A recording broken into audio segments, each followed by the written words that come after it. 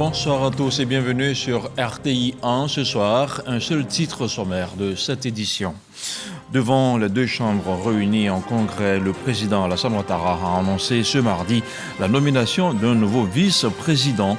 Il s'agit de Timoko Meïlie Koné, gouverneur de la Banque centrale des États d'Afrique de l'Ouest. Le chef de l'État a aussi annoncé lors de son discours sur l'état de la nation la reconduction de Jérôme Patrick-Achi au poste de Premier ministre. Merci de regarder RTI 1. Il était très attendu. Le président de la République, Alassane Ouattara, a délivré ce mardi son message sur l'état de la nation. Un grand oral qui s'est déroulé devant les parlementaires réunis en congrès à la Fondation Félix Houphouët-Boigny pour la recherche de la paix de Yamoussoukro. On regarde le compte-rendu de Viviane Haïma.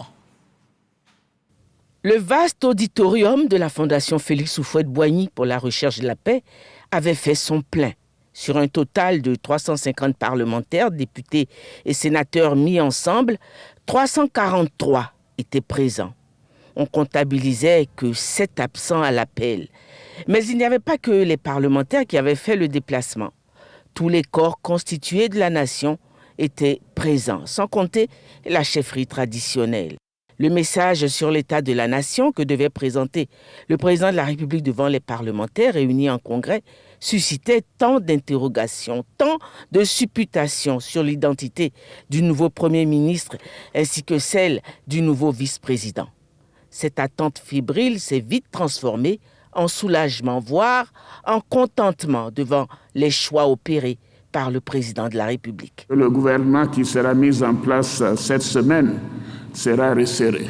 Monsieur le Premier ministre, vous avez eu mes instructions à cet effet.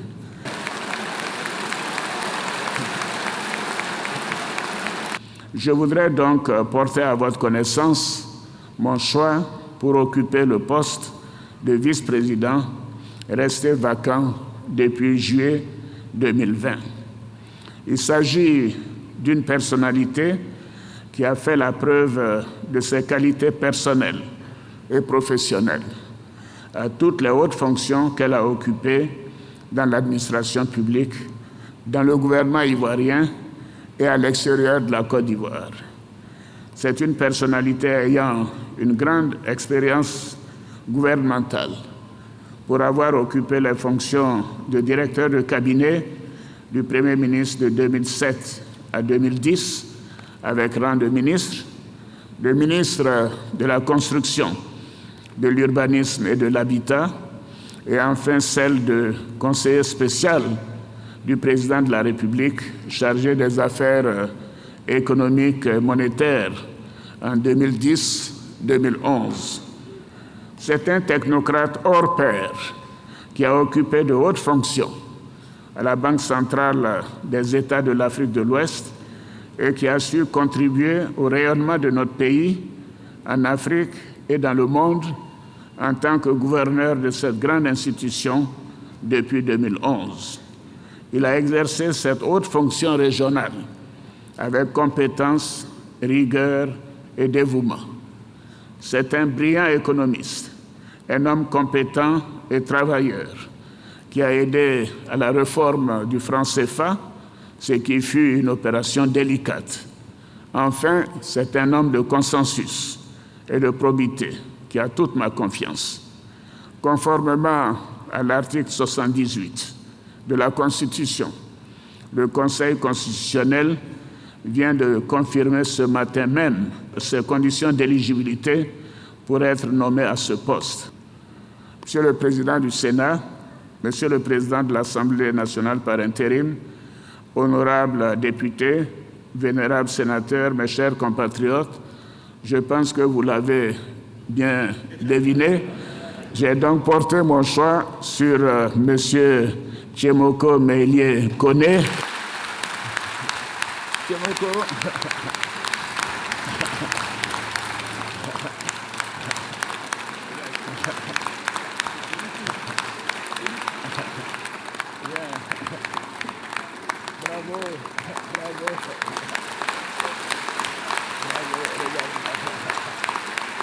Le message sur l'état de la nation a aussi mis en évidence les multiples chantiers du gouvernement dans tous les secteurs et dans toutes les régions du pays pour un mieux-être constant des populations ivoiriennes. Mais le plus significatif reste la paix qui règne dans le pays et la sécurité qui règne aux frontières du pays. Dans un environnement géographique marqué par de nombreuses exactions commises par les terroristes djihadistes dans les pays frontaliers que sont le Mali et le Burkina Faso, la Côte d'Ivoire est aujourd'hui l'un des rares pays de la sous-région ouest-africaine où les populations vivent dans la quiétude. Ce gain colossal, la Côte d'Ivoire le doit, force est de le reconnaître, au travail de son gouvernement et de son président de la République. Et je voudrais insister pour dire avant toute chose que la Côte d'Ivoire est en paix. La paix et la stabilité ont été consolidées avec la participation de tous les partis politiques aux élections législatives de mars 2021. Ces élections inclusives dans notre pays, depuis plus de 20 ans, ont abouti à la mise en place d'une Assemblée nationale où tous les partis politiques significatifs sont représentés. Par ailleurs, la poursuite du dialogue politique avec les partis de l'opposition et les organisations de la société civile a contribué à apaiser davantage notre pays et à créer les conditions d'une participation plus importante de l'opposition et de la société civile dans la vie politique nationale. Ainsi, 21 partis et groupements politiques et 26 organisations de la société civile ont adopté le 4 mars dernier le rapport final du dialogue politique. Je voudrais que nous puissions les applaudir.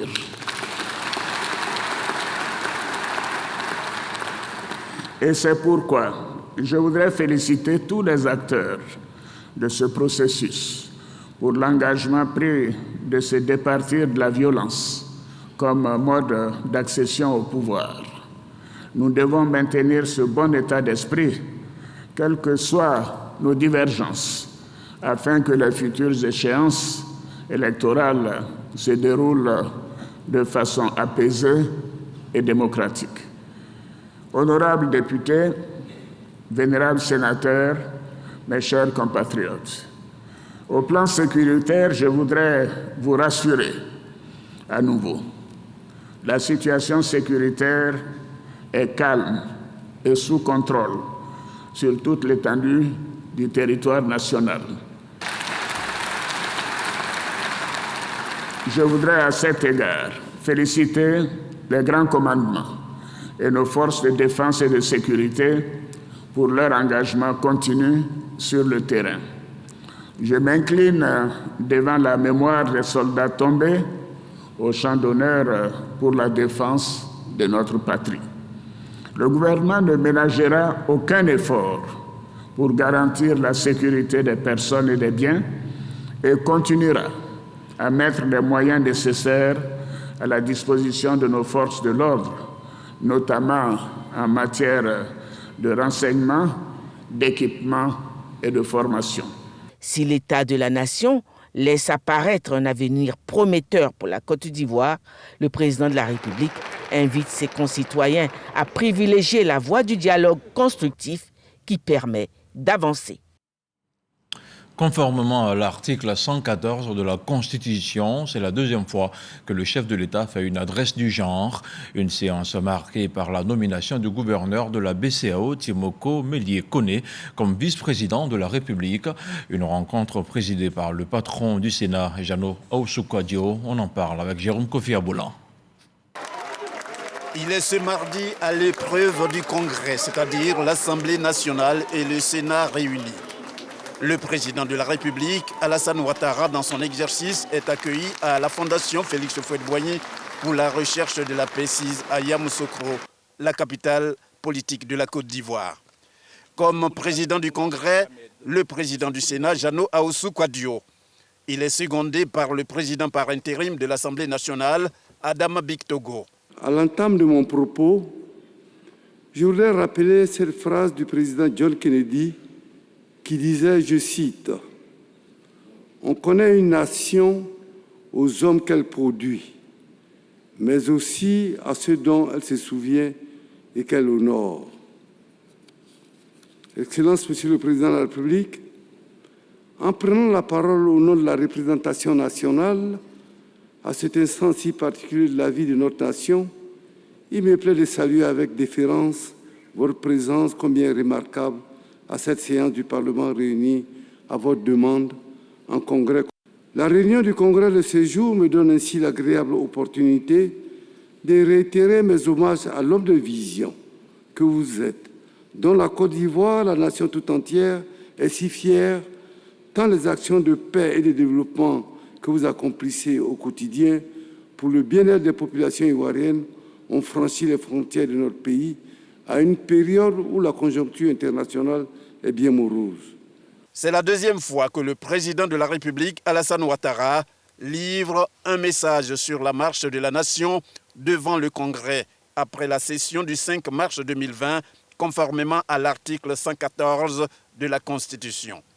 Une fois de plus, le chef de l'État, pour être en phase avec le peuple à travers ses représentants, saisit l'occasion pour dresser le bilan de ses activités sur tous les plans, notamment sécuritaires, diplomatiques, économiques, social et politique. Un bilan globalement satisfaisant, selon lui, en dépit de la maladie à coronavirus. C'est le lieu pour le président Alassane Ouattara de remercier tous ceux dont la contribution a permis à la Côte d'Ivoire de poursuivre confortablement sa marche vers le progrès. Le chef de l'État a aussi félicité et encouragé le gouvernement pour sa détermination au travail. À noter que la nomination par le président Alassane Ouattara du gouverneur de la BCEAO, Tiemoko Méliès Koné, comme vice-président de la République pour combler ainsi le vide constitutionnel, a été l'un des temps forts de son adresse devant le Congrès. Le Congrès qui, pour le rappeler, se réunit en matière législative, référendaire, de révision constitutionnelle ou encore pour entendre un message du président de la République, comme c'est ici le cas. Et ce communiqué de la présidence de la République avant de poursuivre ce journal ce mardi 19 avril 2022, le président de la République, son Excellence M. Alassane Ouattara, a adressé un message sur l'état de la nation devant le Parlement réuni en congrès à Yamoussoukro. À cette occasion, le président de la République a porté à la connaissance des parlementaires son choix sur M. Tiemoko Méliès Koné, gouverneur de la Banque centrale des États de l'Afrique de l'Ouest BCEAO, pour exercer les fonctions de vice-président de la République. Ainsi, en accord avec le Parlement et après vérification par le Conseil constitutionnel qu'il satisfait aux conditions prescrites par la Constitution pour être nommé à ce poste, le président de la République vient de procéder à la signature du décret numéro 2022-268 du 19 avril 2022 portant nomination de M. Tiemoko Méliès Koné en qualité de vice-président de la République de Côte d'Ivoire, fait à Yamoussoukro le mardi 19 avril 2022, signé le ministre secrétaire général de la présidence de la République, Abdourahmane Cissé. Suite à l'adresse du chef de l'État sur l'état de la nation, nos reporters ont tendu leur micro. Je vous propose d'écouter quelques réactions. On n'était pas déçus parce que d'abord, on a bien vu que plusieurs stratégies, plusieurs visions qui étaient déjà engagées sont en train de se réaliser. Là, je parle par exemple du plan national de développement ou aussi le PS COUF2. C'est des grandes initiatives qui, à notre avis, sont des bonnes décisions. J'ai particulièrement aimé la référence à l'entrepreneuriat des jeunes et aussi la formation professionnelle. C'est tous des sujets, l'Union européenne s'inscrit parfaitement. On veut accompagner le gouvernement. Nous avons écouté un peu ce qu'a été les difficultés, mais aussi comment la Côte d'Ivoire a réussi à être très résiliente et à se tourner vers l'avenir, avec les grands programmes qui sont en cours, aussi bien sur le plan des infrastructures, mais également l'emploi des jeunes, les questions sécuritaires et autres. Et naturellement, avec les deux annonces phares qui ont consisté à reconduire le Premier ministre, Patrick Achi, qui doit proposer un gouvernement resserré. Et naturellement, la nomination de l'actuel gouverneur de la Banque centrale, M. Thiemoko Meïle Kone, au poste de vice-président. Nous sommes très heureux aujourd'hui d'être invités d'ailleurs par le président de la République qui a fait vraiment une annonce de taille où nous avons vu un vice-président de grande qualité. Nous avons été témoins de la nomination par le président de la République du vice-président de la République qui vient combler ce qu'on considère comme un vide constitutionnel.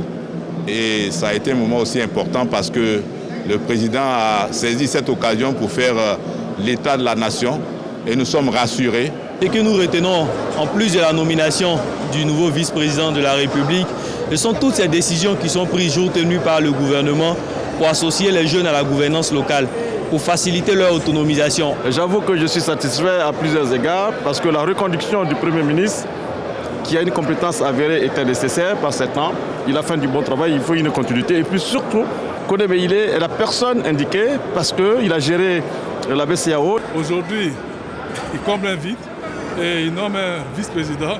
Pour nous, c'est vraiment une clarté et ça nous démontre que le président a un homme de parole. Et nous retenons cela. Ce qui m'a marqué et qui me marque toujours avec le président de la République, c'est son sens du devoir. C'est le deuxième congrès après celui de 2020. Le président nous a réunis aujourd'hui pour faire un bilan de ses activités. Le Premier ministre sortant sera reconduit et il lui a donné, il a été dit de demander de constituer un gouvernement restreint pour réduire un peu les dépenses budgétaires. Donc le président aussi s'est félicité de toutes les mesures qui ont été prises pour combattre la Covid et la résilience dont le gouvernement a pu faire preuve, et j'aurais dit même le peuple de Côte d'Ivoire. Donc on reste un peu dans une continuité. La mobilisation était au rendez-vous. C'est dans la ferveur que le chef de l'État a été accueilli à Yamoussoukro.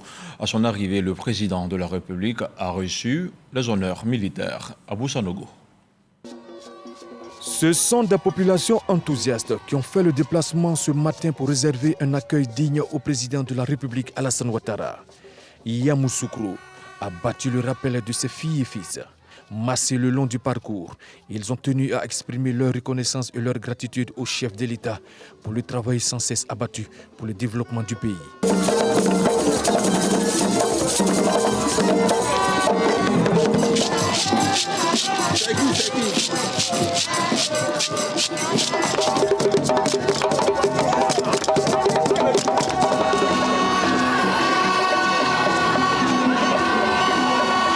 Arrivé à la Fondation Félix Houphouët-Boigny pour la recherche de la paix, le président de la République Alassane Ouattara a eu droit aux honneurs militaires dus à son rang.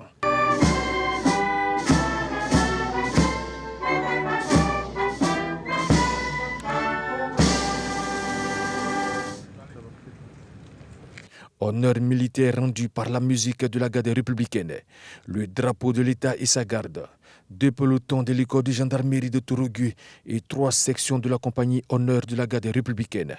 L'ensemble des troupes aux ordres du chef du bataillon Ondré Kouadjo Georges, commandant la compagnie honneur de la garde républicaine. Après les honneurs militaires, le président de la République, chef suprême des armées Alassane Ouattara, s'est rendu à l'auditorium de la Fondation Félix Houphouët-Boigny pour présenter l'état de la nation devant le Parlement réuni en congrès. Je vous invite maintenant à revivre le parcours du chef de l'État de la résidence présidentielle à la Fondation Félix Houphouët-Boigny. Les populations n'ont pas manqué de lui montrer leur attachement rigoureux. Comment expliquer ce déferlement des populations de Yamoussoukro au moment où toute la Côte d'Ivoire est suspendue au discours du président de la République? Ça ne se raconte pas, ça se vit. Une chose est sûre, Yamoussoukro ne vit pas la situation de la même façon. Les populations qui sont arrêtées ici depuis 5 heures du matin veulent tout simplement voir le président de la République. De façon spontanée, une aide d'honneur est mise en place. On lui dit merci pour tout ce qu'il fait pour la région du Grand Centre et nous sommes avec lui, Godo pour la vie. C'est une fierté pour ces populations de savoir que le président de la République séjourne dans leur région. Il est 10h20 quand le cortège présidentiel prend la direction de la fondation Félix Houphouët-Boigny pour la richesse de la paix. Une heure plus tard, c'est le cortège de la première dame qui suit le même trajet. Il est 11h10. Les populations sont en liesse. C'est une danse sacrée qui ne se déplace pas. Aujourd'hui, pour la visite du président Alassane Yamoussoukro, nous avons fait un effort pour déplacer le masque, une manière de montrer à toute la nation que nous sommes ensemble avec le président de la République. Pendant que les travaux se déroulent à l'intérieur de la fondation Félix Houphouët-Boigny pour la richesse de la paix, les populations de Yamoussoukro qui n'ont pas eu accès à la salle et qui n'ont pas de retour de ce qui se passe à l'intérieur sont positionnées pour encore admirer leur président. Sur le parvis de la fondation Félix Houphouët-Boigny à Yamoussoukro, les élus ont commenté ce mardi le choix du président Alassane Ouattara. Je vous propose d'écouter cette deuxième vague de réactions. Nous voulons le féliciter le gouvernement pour tous les efforts qui ont été faits au plan politique en vue de la cohésion, au plan économique, même s'il y a les difficultés en rapport avec donc, le coût de la vie, au plan social avec les investissements dans le secteur de la santé, la lutte contre la Covid et puis la note, et je pense que c'est la raison principale de la convocation du Parlement en congrès, la nomination donc du vice-président de la République. C'est une séance historique. Bon, parce que en cela qu'elle a connu la nomination de deux personnalités importantes. D'abord la proposition du vice-président, ce qui ressort des prérogatives du Congrès. Donc le président a respecté la Constitution, mais la cerise sur le gâteau, il a procédé à la nomination du Premier ministre devant nous, ce qu'il n'était pas obligé de faire. Donc ça a été une très bonne réunion. Ce que j'ai surtout retenu, c'est le choix qu'il a porté sur l'un des nôtres, l'actuel gouverneur de la BCEAO, Koné Mélié, que je connais bien, et je pense que c'est un bon choix. Nous avons eu droit à un discours très dense. Dans ce discours, nous avons compris que la Côte d'Ivoire est définitivement et désormais repositionnée sur tous les plans. Nous avons été convoqués pour la réunion du Congrès, c'est-à-dire les deux chambres du Parlement ivoirien, pour écouter le message sur l'état de la nation du chef de l'État. Nous avons écouté. C'est une belle cérémonie qui a réuni du beau monde. Pratiquement tous les parlementaires, sénateurs et députés étaient présents. Nous espérons que de manière concrète, de manière pratique, des actes concrets vont être posés pour rassurer davantage les Ivoiriens. La nomination du nouveau vice-président nous rassure puisque c'est un vide qu'on vient de combler. Et nous souhaitons bon vent, bonne chance au vice-président. L'indicateur même pour moi, en tant qu'universitaire, ce sont les universités. De 2 universités ou 3, nous sommes à 8 et nous serons à 12 bientôt, selon le président de la République. Et ça nous réjouit. Sur les nominations, vous voyez, il faut tenir compte de deux choses. Que ce soit concernant la reconduction du Premier ministre ou la nomination du vice-président, ce sont des choses que toute la nation attendait. Je pense que le président a fait l'adresse qu'on attendait aujourd'hui. Et surtout le choix du vice-président. Notre aîné, le gouverneur de la BCEAO, Temoko Meïlé, qui ne souffre d'aucune contestation. Parce que tout le monde connaît son parcours, tout le monde l'a vu gravir les échelons. Et aujourd'hui, c'est une consécration pour lui. Il était jusque-là le gouverneur de la BCEAO, la Banque centrale des États de l'Afrique de l'Ouest. Temoko Meïlé Koné aura servi son pays comme membre du gouvernement entre 2007 et 2010. On regarde son portrait avec Mahama Traoré. Économiste de formation, Temoko Meïlé Koné aura accompli la majeure partie de son cursus professionnel à la Banque centrale des États de l'Afrique de l'Ouest, BCEAO. Il intègre cette institution monétaire en 1975 sur concours et y gravit les échelons au fil des ans. Le technocrate a successivement occupé les fonctions d'adjoint au directeur national de la BCEAO pour la Côte d'Ivoire, de directeur central de l'émission et des opérations financières à Dakar au siège, De 1991 à 1998, il était le directeur national de la BCEAO pour la Côte d'Ivoire et gouverneur suppléant du Fonds monétaire international. Par la suite, il va exercer les fonctions de conseiller du gouverneur de la BCEAO, de directeur du département de l'administration générale et de la formation, de contrôleur général chargé de la supervision des directions opérationnelles, de l'inspection, de l'audit interne et de la prévention des risques, de conseiller spécial du gouverneur et membre du gouvernement de la BCEAO. Entre 2007 et 2010, il est appelé à servir son pays en qualité de directeur de cabinet du Premier ministre, puis en tant que ministre de la Construction, de l'Urbanisme et de l'Habitat.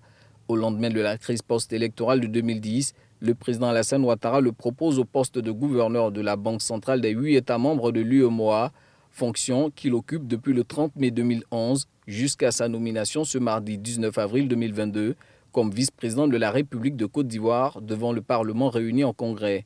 Selon la Constitution, le nouveau vice-président de la République devra prêter serment devant le Conseil constitutionnel réuni en audience solennelle, prestation de serment qui marquera son entrée en fonction définitive. Et si les élus et la classe diplomatique saluent la nomination du vice-président, ce dernier doit encore prêter serment. Et ça sera demain, mercredi, devant le Conseil constitutionnel, comme l'a souligné le chef de l'État. C'était l'une des annonces fortes de ce rendez-vous de Yamoussoukro. Le Premier ministre sortant a été reconduit dans ses fonctions. Patrick Achi devra donc s'atteler à construire au plus vite un gouvernement, une équipe que le chef de l'État veut dynamique pour la conduite de sa vision 2030. Alexis Ouedraogo. Le gouvernement qui sera mis en place cette semaine sera resserré. Monsieur le Premier ministre, vous avez eu mes instructions à cet effet. Honorables députés, il rempile. Je ne sais pas si vous applaudissez parce qu'il est reconduit ou c'est parce que le gouvernement sera resserré. Le Premier ministre Patrick Achi est reconduit dans ses fonctions à la tête du gouvernement ivoirien. Après sa démission actée le 13 avril dernier, le chef de l'État Alassane Ouattara lui réitère sa confiance pour conduire sa vision, celle d'une Côte d'Ivoire moderne et solidaire. Premier challenge pour Patrick Achi, asseoir ces prochains jours une équipe gouvernementale resserrée, dynamique et efficace, œuvrant au plus vite à l'amélioration des conditions de vie des populations. Cela conformément à la volonté du chef de l'État. Il faudra surtout accélérer les vastes chantiers lancés ces derniers mois dans les secteurs de la santé, des infrastructures routières ou encore de l'accès à l'eau potable et l'électricité, avec un accent particulier pour l'autonomisation des femmes et des jeunes. À l'heure des défis sous-régionaux et mondiaux marqués par le terrorisme et la guerre en Ukraine, Patrick Achi devra plus que jamais retrousser les manches face à des populations qui en attendent beaucoup. Et cet autre communiqué de la présidence de la République, le président de la République, son Excellence, M. Alassane Ouattara, a procédé ce mardi 19 avril 2022 à la signature du décret numéro 2022-269 du 19 avril 2022 portant nomination de M. Patrick Jérôme Achi en qualité de Premier ministre, chef du gouvernement. Le président de la République demande au Premier ministre de lui proposer un nouveau gouvernement dans les meilleurs délais. Fait à Abidjan le mardi 19 avril 2022, le ministre secrétaire général de la présidence de la République, Abdourahmane Cissé. Après avoir annoncé la nomination de son vice-président et la reconduction du Premier ministre Patrick Achi au poste de Premier ministre, le chef de l'État a regagné Abidjan à la fin de la cérémonie. Il était en compagnie de son épouse, la première dame, Madame Dominique Ouattara. Je vous invite à présent à suivre le communiqué de la Direction générale du protocole d'État, un communiqué lu par Franck Quadio.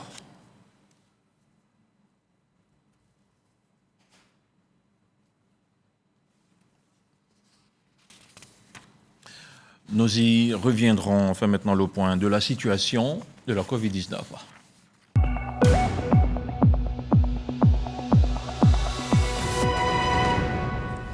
Le ministère de la Santé, de l'Hygiène publique et de la couverture maladie universelle a enregistré ce mardi 19 avril 2022 deux nouveaux cas de Covid-19 sur 551 échantillons prélevés, soit 0,4% de cas positifs, 5 guéris et 1 décès. À la date du 19 avril 2022, la Côte d'Ivoire compte donc 81 864 cas confirmés, dont 81 039 personnes guéries, 799 décès et 17 cas actifs. Le nombre total d'échantillons est d'1 490 275. Le 18 avril, 8 861 doses de vaccins ont été administrées, soit un total de 12 182 170 doses du 1er mars 2021 au 18 avril 2022. Le ministre de la Santé, de l'Hygiène publique et de la couverture maladie universelle invite toutes les personnes de plus de 12 ans à se faire vacciner dans les centres dédiés.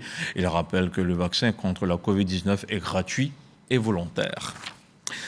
On regarde maintenant le communiqué de la Direction générale du protocole d'État. Il est lu par Franck Quadio. Communiqué de la Direction générale du protocole d'État.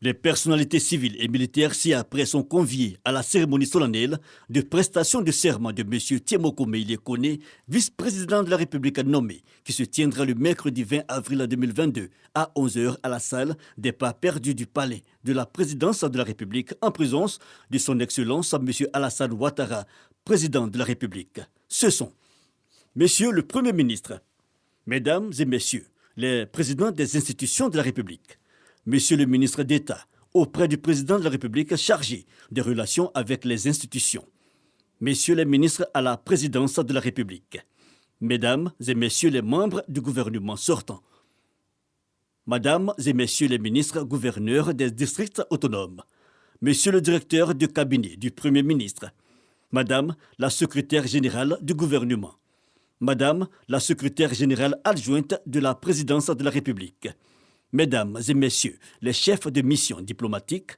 Monsieur le coordonnateur résident du système opérationnel des Nations Unies, Madame la représentante spéciale du président de la Commission de l'Union africaine, Monsieur le président du groupe de la BAD, Madame la représentante résidente de la CEDEAO, Madame la représentante résidente du PNUD, Monsieur le représentant résident de l'UEMOA, Monsieur le secrétaire exécutif du Conseil de l'Entente, Monsieur le représentant résident du FMI, Madame la représentante résidente de la Banque mondiale, Monsieur le représentant résident de la SFI, Monsieur l'administrateur pour la Côte d'Ivoire au groupe de la BAD, Monsieur le représentant résident de la BCAO, Monsieur le représentant résident de la BOAD, Mesdames et Messieurs les conseillers spéciaux à la présidence de la République, Monsieur le secrétaire général adjoint du gouvernement, Monsieur le chef de cabinet du président de la République, Monsieur le préfet d'Abidjan,